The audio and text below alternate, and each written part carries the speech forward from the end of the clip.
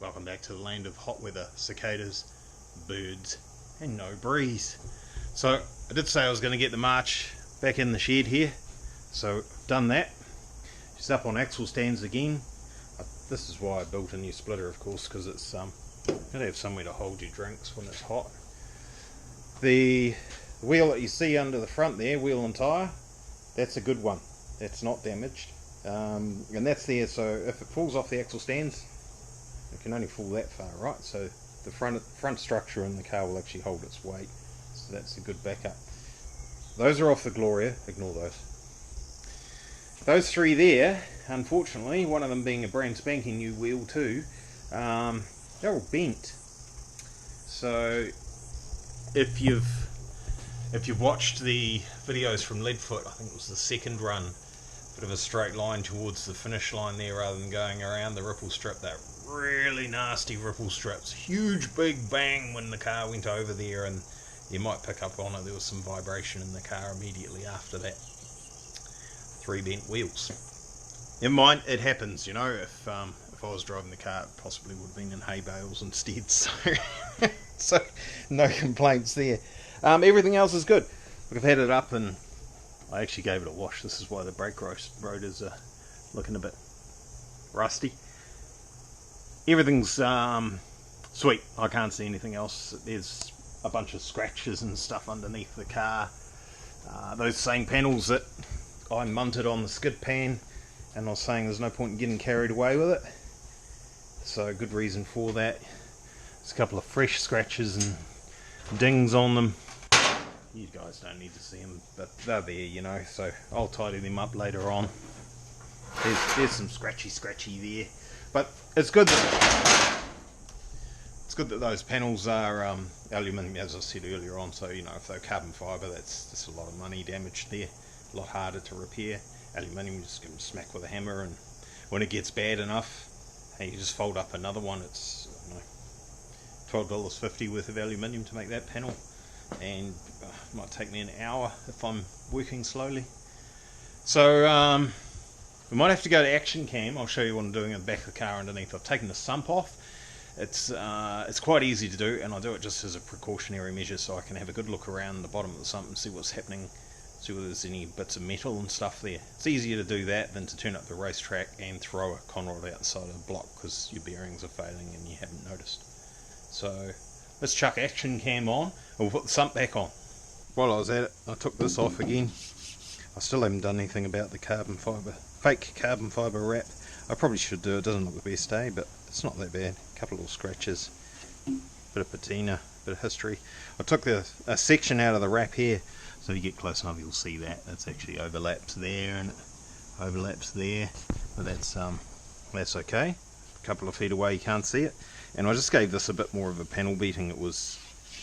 I kind of got to Leadfoot and looked at it and went, oh, you could have done better than that. But now it's you know, it's not bad. Still some wrinkles in it, but that panel was never the best right from the get-go. So that's alright. I'll stop talking. Let's go under here. Well, I'll still be talking. Everything will be sideways now. Oh, I left it sitting in the oil. So we've got oil dripping down from up here. It's okay. We won't panic. Now, I'm not sure what you're going to be seeing here, whether it's much good or not. Up there, inside a motor. So looking at that, you can also hear a 3-year-old playing in a swimming pool, but looking inside there, that's all beautiful.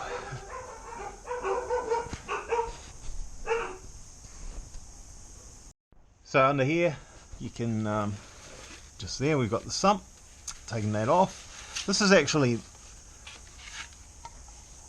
it's got a little bit of a scratch from my skid pan deal, but that's okay, it's not leaking. We can leave those there. That I think's a Leadfoot scratch because that goes straight ahead and that one goes the other way. Not worried. Like I say, it's not leaking. So these are actually two Z1 Motorsports VQ35DE sump spacers. Normally your factory sump pan, which bolts onto here.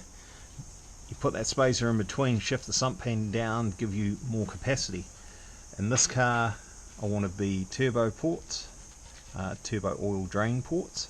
So, and then I wanted more capacity as well, so I've cut one in half essentially, because I can't go any lower because of ground clearance where the motor is. You can see it's sitting pretty low in the car anyway, so if we bring this down to here we'll smash it off and everything we look at.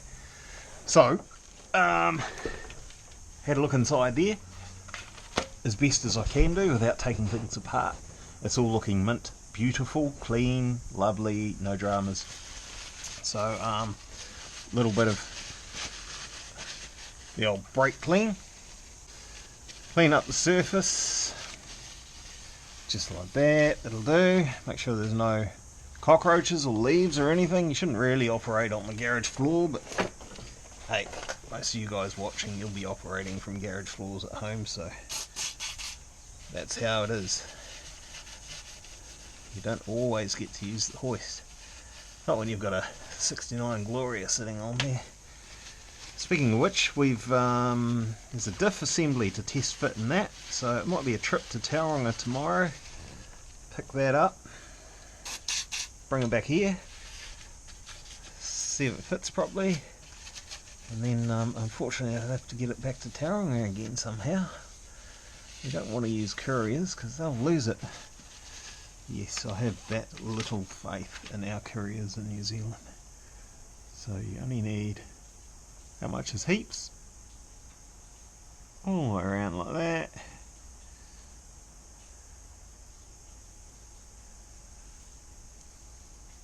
I use 3-bond. It's about the best there is, in my opinion. There's probably 30 products out there that do a similar job. There's probably 50 different opinions on which is best and which isn't. I'll do. Watch your oil hasn't run back onto that. That's us. That goes back up on there.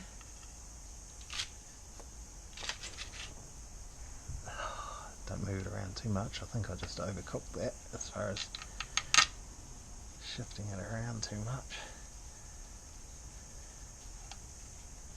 We'll soon know. If she leaks, I'll have to do that again. As you can see, it's not a big deal. There you go. Couple of bolts started. Get the rest of them in. Do them all up tight. You don't need to watch that. And that's the sump back on. Put those fittings, oil drain fittings on there. Good as gold. And then we'll talk about what else is happening. Alrighty, so let's have a talk about these bent wheels. I just made this quick little tool up just here. Just a dead wheel bearing that's got very little free play in it. A little bit there, you can see it actually. You should be able to see that. It's enough if that's in the car, that's rubbish, you know. But for what we're doing here, that's fine. Couple of bolts through the mount points there. Ta-da, a bit of a needle. Have it sitting pretty close to the wheel, and there you go. You just spin that around. You can check that the distance does not change significantly as the needle goes around. Oh, and there we go. And you'll see I've marked that earlier. That's not Chinese or anything. That's supposed to be an X, but never mind. So that's all we're dealing with. Not a big amount. I'll call that 2mm over 100mm. So that's pretty easy. I'm just going to hit that with a massive big hammer really hard with full pressure in the tyre because I'm an idiot. No, what I'll do is I'll get a piece of wood and I'll shape that to go inside here to spread our load out over a larger area, and then I'll put my porta power onto the other side there. Just gently give it a push right in the middle of the dent, I guess you call it a dent, flat spot, whatever, and that will straighten that out. Piece of cake. We're only dealing with, like I say, about 2mm. There it is there, comes around, it's just touching there. So that'll be a piece of cake. There's going to be people that absolutely spaz out about that. They'll be like, oh, what's your bend aluminium and bend it back again, it will crack and explode and you'll die and you'll kill the school bus full of children. I don't care, because you're wrong. But that's alright, we'll fix it up and it'll be good as.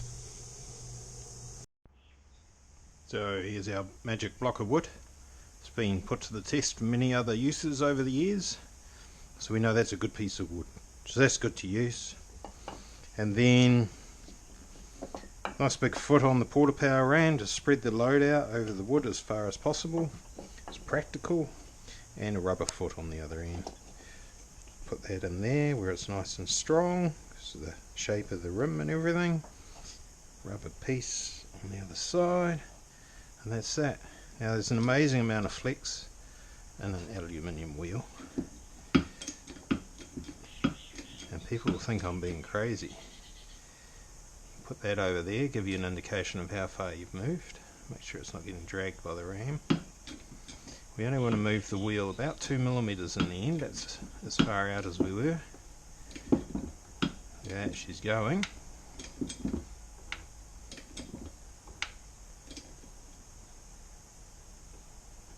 About there, probably.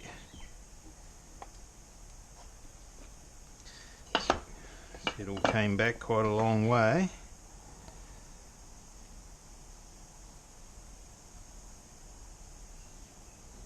Pretty good.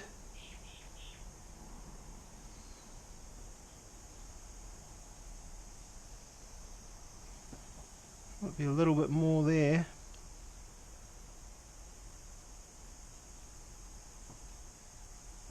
A little bit more and she'll be good.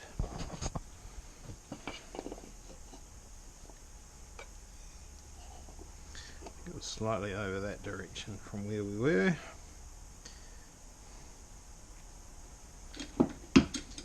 Of course, if you've cracked the wheel, you'll know because it won't hold pressure anymore. So that's one thing. If you do something like this and then you find you're constantly putting air in the wheel, you have cracked your wheel.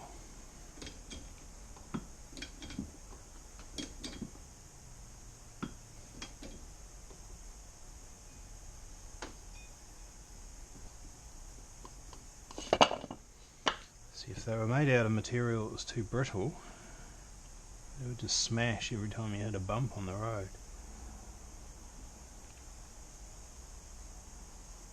Still a bit to go.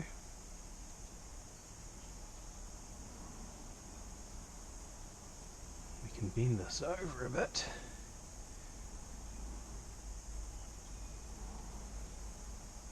You get the picture. I'm not going to show you me doing all three wheels. The other thing you could do is mount the DTI on that and not have that touching at all and run it around and get it really, really accurate, but there's not much point in that. Not much point at all, unless you want to do 400 kilometers an hour or something. We're not into that. I'll run my fingernail around the edge and get a better... Oh, yeah, it's a bit tight there.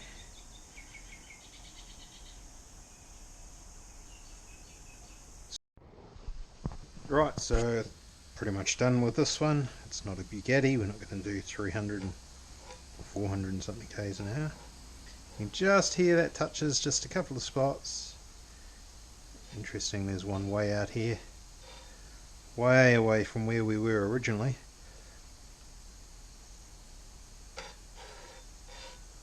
That's pretty good. The biggest gap we're seeing here, we'll call that a millimetre over here somewhere. So we're actually pretty good. It's not perfect. Chances are I'll run off the racetrack and bend it. It's the first time I use it anyway. I'm pretty good at doing that. I usually have at least one off when I go to the track, trying to find the limits. So that'll do. That's satisfactory. I think that's better than paying up to $100 each to get them straightened out, and admittedly that'd probably be a slightly better job than that, but for what we're doing with it, I don't think this is a problem at all. We're not cruising along on the motorway complaining that our cup of tea's got ripples in it on the dashboard, so we'll be good. So what I'll do at this point in time, obviously I've just put the aluminium through some stress, nothing I'm concerned about. Have a really good close look the whole way around, just make sure there's no evidence of any cracks or anything.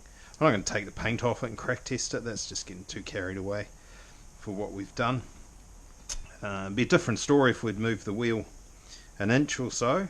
That'd be a different deal altogether. Wouldn't be tackling this one without getting it stripped, getting it annealed, crack checking it when we're done, rehardening it, re-straightening it after that, etc, etc. And for what the wheels cost, to be honest, if I saw damage that was like an inch or something like this, I'd just buy a new wheel, be done with it, sell that one to Mr. Drifty Boy, and he can do what he likes with it. Cool, I'll do the other ones. I'll get rid of that yellow paint, we don't need him anymore. I think we're good. Onwards and upwards. Rightio, so I have actually been doing some more work on the Gloria.